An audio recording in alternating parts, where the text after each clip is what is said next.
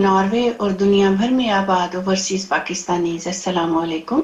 میں ہوں آپ کی میزبان ریحانہ ایک نئی عورت کہانی کے ساتھ. امید ہے یہ کہانی آپ کو پسند آئے گی. یہ کہانی ہم سے فرانس سے ایک بہن نے شیئر کی ہے. کہانی کچھ یوں ہے. وہ کہتی ہیں کہ میرا نام نسیم بی بی ہے. کشمیر کے ایک گاؤں میں پیدا ہوئی. 5 بہن بھائی تھے. اچھا خاندان اور کھاتے پیتے لوگ تھے. میرے والد ڈاکٹر تھے، لیکن میں اپنے دوسرے بہن بھائیوں کی طرح میڈیکل نہ کر سکی. صرف FA کیا. میرے والد نے میری پروگریس نہ دیکھتے ہوئے میری شادی کا فیصلہ کیا اور اپنی کزن کے بیٹے سے شادی کر دی. کزن کا بیٹا جو تھا وہ فرانس میں مقیم تھا اور اس کی بہن بھی وہیں رہتی تھی. میں بھی شادی کے بعد وہیں آ گئی.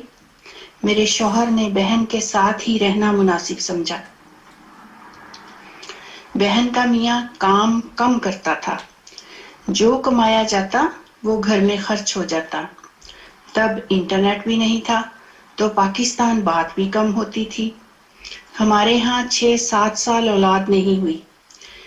وہ بھی میرا ہی قصور گردانا گیا. پھر بڑی دعاؤں کے بعد اللہ نے ہمیں بیٹی دی جو پیدائش سے لے کر بچپن کے سارے ادوار میں پھوپھی کے زیر اثر رہی، یعنی میرے میاں کی بہن کے. میں کبھی گھر سے باہر نہیں نکلی، لیکن شاید اس رب کو مجھ پہ رحم آ گیا.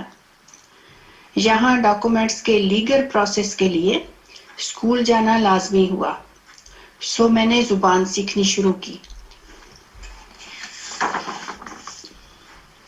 میری بیٹی بھی اسکول جانے لگی تھی. اس نے بھی نرسری میں ایڈمیشن لے لیا.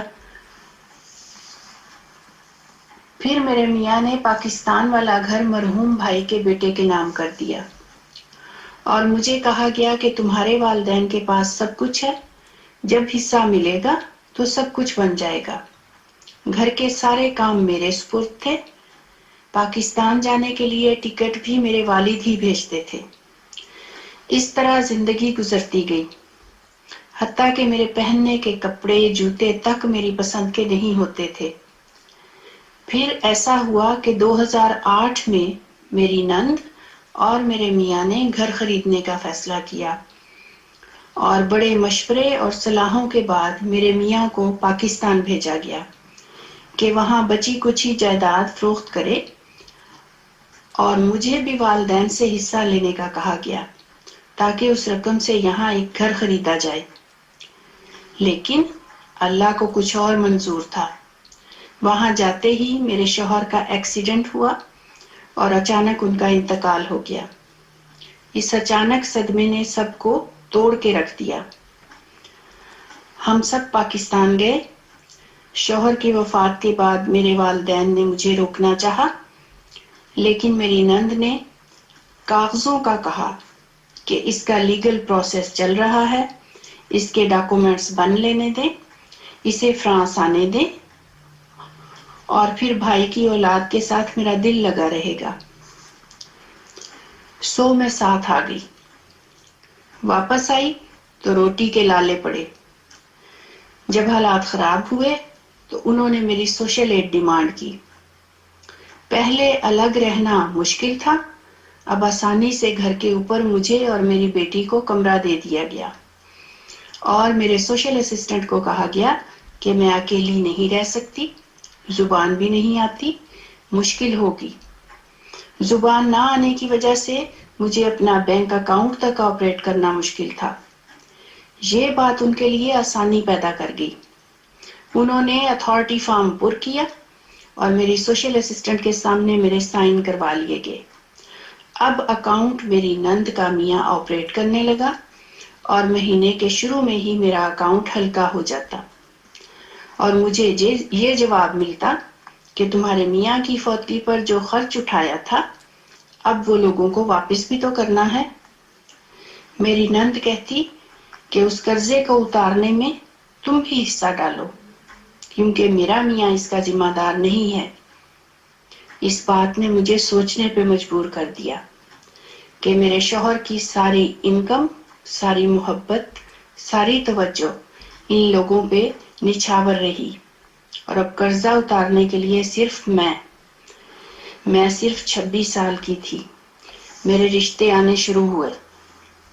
میرے میاں کی وفات کے بعد لوگوں نے دلچسپی لینا شروع کی. کافی خاندان رشتے کے لیے آئے. اس کے علاوہ اور بھی لوگوں نے دلچسپی کا اظہار کیا. میں خود بھی اس ماحول سے نکلنا چاہتی تھی جہاں میں ایک پرزے کی حیثیت رکھتی تھی. میری نند نے کہا اگر شادی کرو گی تو ہم بچی نہیں دیں گے. میں نے بہت سوچا. آخر میں نے کہا ٹھیک ہے، میں مہینے میں ایک بار اپنی بیٹی سے ملنے آیا کروں گی. لیکن میری شادی بھی ذات پات کی وجہ سے نہیں ہونے دی. نیشنلٹی لینے کے چکر میں مجھے 2018 تک فرانس میں رکھا گیا. لیکن میں وہ ایگزام بھی کلیئر نہ کر سکی. میں بہت تھک چکی تھی.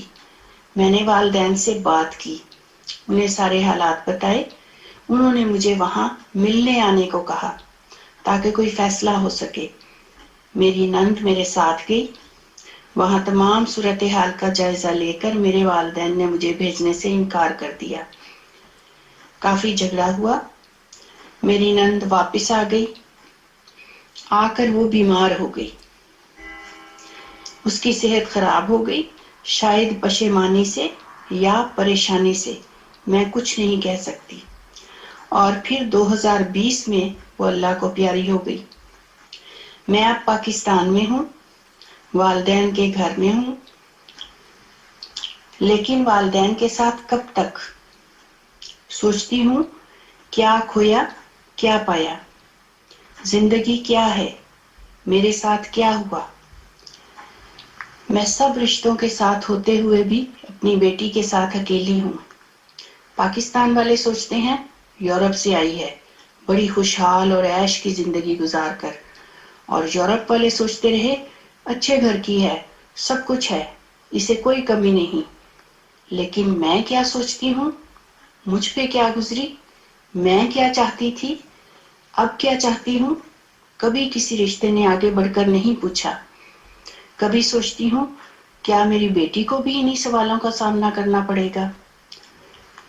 یہ سب سوچ کر میں فیصلہ کرتی ہوں اور چھوڑ دیتی ہوں. کسی بھی حالت میں فیصلہ نہیں کر پاتی. مجھے آپ کا مشورہ اور رائے چاہیے کہ مجھے ایسے حالات میں کیا کرنا چاہیے. محترم سامعین، آپ نے یہ کہانی سنی. میری نظر میں یہ بظاہر ایک کہانی ہے، لیکن کسی کی ساری زندگی اس پر محیط ہے. اس پہ کیا گزری یہ وہی جانتی ہے. لیکن میں کچھ بھی کہنے سے قاصر ہوں سوائے اس کے پردہ آنکھوں سے ہٹانے میں بہت دیر لگی. پردہ آنکھوں سے ہٹانے میں بہت دیر لگی. ہمیں دنیا نظر آنے میں بہت دیر لگی. نظر آتا ہے جو ویسا نہیں ہوتا ہر شخص. خود کو یہ بات بتانے میں بہت دیر لگی. آپ کی رائے کا انتظار رہے گا. اجازت دیجیے. اللہ حافظ. بہت خوب مصریانہ، آپ نے بہت اچھی کہانی عورتوں کی بتائی. سامعین، جیسے کہ ہم نے کہا کہ ہم خواتین کے تجربات میں اپنی کہانیاں پیش کرتے رہیں گے. آج ہماری دوسری کہانی تھی. ہم ہر اتوار کی شام جو ہمارا پروگرام ہوتا ہے اس میں عورت کہانی پیش کیا کریں گے. آپ بھی اگر کچھ کہنا چاہتے ہیں، آپ کا ای میل ایڈریس ہے rihanna@radiosrolive.no. ہمیں بھیج سکتے ہیں. ہم آپ کی کہانی بھی شامل کریں گے. کیا پتہ کہ کہانی سن کر اس پہ کسی کا بھلا ہو جائے یا کسی کو سمجھ آ جائے. کیونکہ ہمارا فرض ہے آپ کو ایجوکیٹ کرنا، آپ کو آگاہی کرنا، آپ کی رہنمائی کرنا. ہم چاہتے ہیں معاشرہ ایک خوبصورت پھولوں کی مانند اور چہکتا مہکتا نظر آئے. یہ تبھی ہو سکتا ہے کہ سب لوگ آپس میں محبت پیار سے رہیں اور اپنے نا کا مسئلہ نہ بنائیں. تو یقیناً دنیا ایک رنگین اور خوبصورت اور محبت سے بھری دنیا ہوگی. اپنا خیال رکھیے. آئیے سنتے ہیں گانا.